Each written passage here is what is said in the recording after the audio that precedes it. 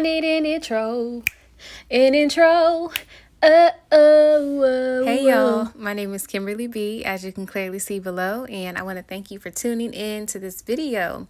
I'm so excited to show you guys how I did my tribal braids on my own.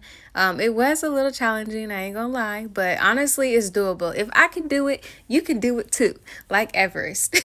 Take it from me, I did it. You can do it too.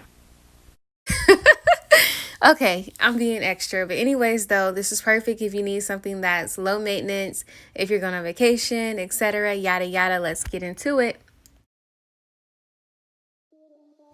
Alright, so to get started, make sure that you separate your hair into 3 parts. I have one large section in the back, and then in the front I have just 2 little sections because that's where my feed-in braids will go. And you'll also see that I did 2 little braids within the front. That was just a way for me to map out and figure out where the focal point would be for my large braid in the middle. So this is the braiding hair that I have today. It's just some basic black braiding hair by the brand Spectra. So I'm just using their triple value pack, and this braiding hair is pretty good. I like it a lot. So this is my thickness of my individual box braids. They're all kind of medium sized, and I just simply was braiding that in the back. And you also want to get some Shine and Jam. It's a great product, especially for, you know, having a natural texture of hair to, you know, get it all gathered up together and neat, and it just gives you a great finish. So this is what the back of my head looked like once I finished. I honestly was very proud of myself because, y'all, they don't be coming out this nice all the time. So I was really excited. Like, yes, look at me. Like, I got some neat parts. And then once you get your box braids done, it's time to move on to the front. So you want to make sure that you moisturize it well so that you're not ripping your ends out and tearing your hair up as you part. So of course I went ahead and moisturized off camera, and now you could just see me doing a basic part, and I'll go ahead and show you an example of how I did my 2 small braids and the big braid in the middle. So what you want to do before you do anything else is take some little pieces of braiding hair and set them aside. So as you can see, they're very small, little dainty little pieces of braiding hair, and I'm setting those on the side on a chair. So you just want to have a nice little workstation where you could easily pick the hair up as you braid. So this is the starter of my feed-in braid. So I'm just simply cornrowing my natural hair, and then as I go along to feed in to the braid, I add a piece of the synthetic braiding hair behind my natural hair, and I continue to cornrow, so now it's all intertwined within that. So hopefully my explanation was okay. But honestly, it's really a thing of practice. Once you get your cornrow down pat, you're simply just adding little pieces of the weave hair into your braid. But you want to make sure that you're placing it behind your natural hair, under the cornrow per se. So I'm just going to continue braiding. All right, so we're going to go ahead and part off our hair. And y'all, I was so tired. I was just like, woo, chill. I'm out of breath.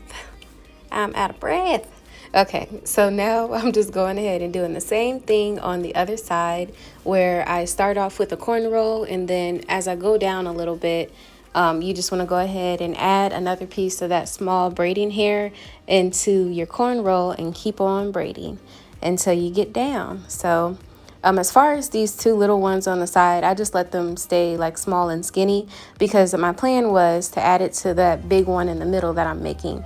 So you want to go ahead and make sure that you put some Shine and Jam on to start, and then you can go from there.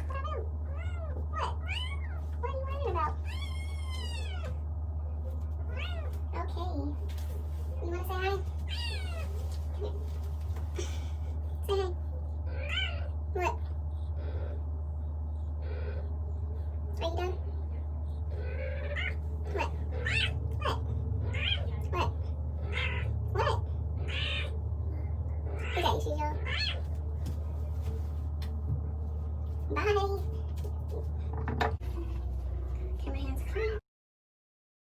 So for the big braid in the middle, of course, I started off with the cornrow, and once again, as I go down that braid, you want to gradually add multiple little pieces of braiding hair in. So honestly, like when I do my braid, I'll stitch a few times, then I'll add a piece.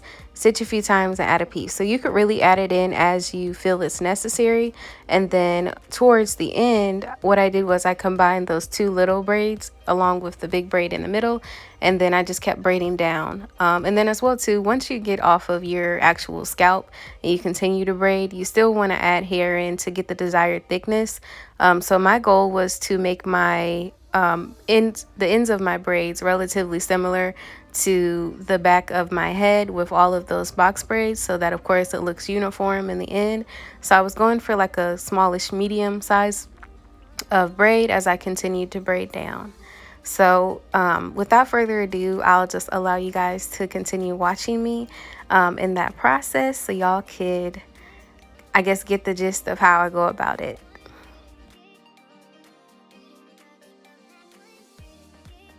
And within just a few seconds, hey, it's me again. But okay, really though, the main point, what? I'm just playing too much today, girl. Get it together, okay? Okay, so as you can see, what I'm doing is I'm parting both sides at the same time. And this is just a really good tip to make sure that you're getting that symmetry that you want, just so that you could take a look at it and be like, okay, it matches, you know, it looks the same.